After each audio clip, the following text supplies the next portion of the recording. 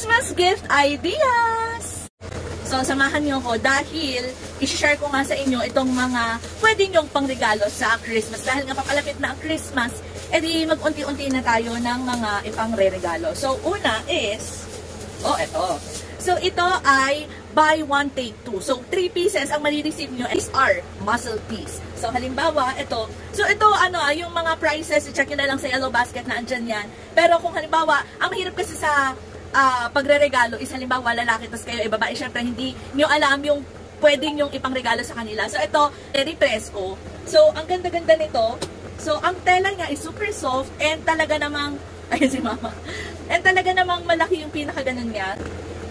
And, ayan o, ganyan yung, presko siya, ang ganda. Ayan. So, ito ay rust. Diba?